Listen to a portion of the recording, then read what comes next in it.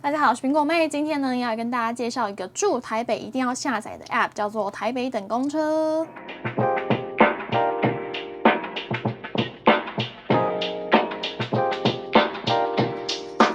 今天要介绍的这一款台北等公车呢，它是一款免费的 App。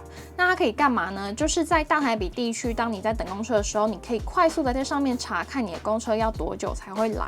然后这个 App 也非常神奇，当你一开始使用的时候，你会觉得它非常难用，就是你不知道要去哪里得到你需要的资讯。但是当你开始习惯它的界面的时候，你会发现它真的非常的好用，它可以省去你很多等公车的时间。所以如果你刚好住在大台北地区，而且你也有在搭公车的话呢，今天就来跟我一起看一下要怎么使用这个台北等公车吧。首先呢，到你的 App Store 里面去搜寻台北等公车，这个它是一个蓝色，然后有公车图案的这个 App。下载完之后呢，我们来把它打开。进来之后呢，你就会看到这个 App 的主画面。它上面呢最常使用的功能就是这两个，一个是路线搜寻，还有附近站牌。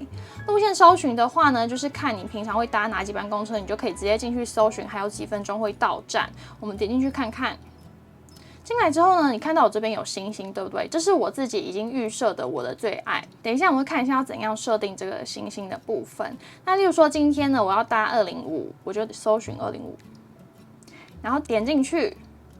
然后你就会看到上面呢有2个方向，就是来回嘛。然后你就去找你现在是往哪一个方向，然后你去看一下你还有几分钟会到站。例如说我现在在青年社区的话，它这一班往东园的公车就还有7分钟会到站。这个 App 其实最重要的功能就是这个而已。那如果你还想要再更进阶一点的话，例如说让它在5分钟的时候跟你提醒一下的话，你就可以长按这个站牌。然后里面就可以有上车提醒跟到站报时。上车提醒就是，例如说你现在还在家里，然后你想要等到它剩5分钟的时候才出门的话，你就可以在这边点，例如说到站前5分钟提醒我之类的。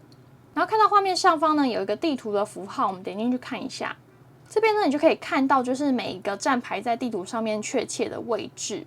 就是绿色的话应该是去程，红色应该是回程。然后再来呢，例如说你今天很常搭205，然后你想要把它设成你的最爱的话，就到刚才的搜寻画面这边啊，右边有一个空的星号，有没有？你就点这个星号。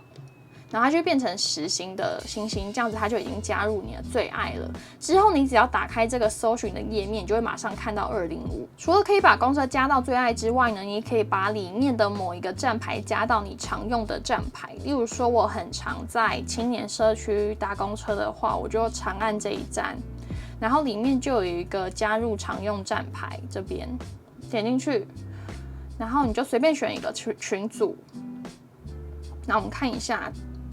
它就会进到这边来，我们点进去看一下，它就会出现在这个地方，所以你以后就是点进来，你就直接按这个常用站牌就可以了。但是比起这样子只能看到公车的某一站，我自己是比较倾向看到全部的站牌，因为这样我就可以看到说现在有几班公车正在路上，这样子可能会比较好抓时间，然后也比较安心。然后另外呢，这个台北搭公车还有另外一个使用的方式，就是利用这个附近站牌。例如说你今天在一个你不太熟的地方，然后你想要看一下附近有哪一些公车站的话，你就可以直接点这个，它会帮你侦测说附近有哪一些公车。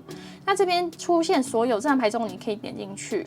这边呢，它就会出现所有会经过这一站的公车。那你点进去之后呢，你也可以看一下更详细的路线。因为我们有的时候要去另外一个地方，可能有好几班公车可以选择嘛，那你就可以用这个附近站牌的功能去看一下哪一班公车会比较快到站。那一样的，这个附近站牌的功能上面也有一个地图，你点进去之后呢，你就可以看到你离这几站距离是多远。所以这个 App 里面呢，我最常使用的就是这2个功能了，其他都用不太到。其实我觉得它还可以再加一个功能，就是捷运的到站时间，因为那个东西好像在捷运的网站上面有吧。如果要把它写进来，应该也不是很难的事情。不知道大家今天听完我的介绍之后，有没有更加了解台北等公车要怎么使用呢？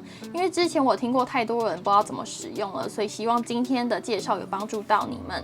那我们今天的影片就到这边。如果你有任何疑问或者是想要许愿的 iPhone 相关主题，也欢迎在留言区告诉我。我是苹果妹，我们下次再见喽，拜拜。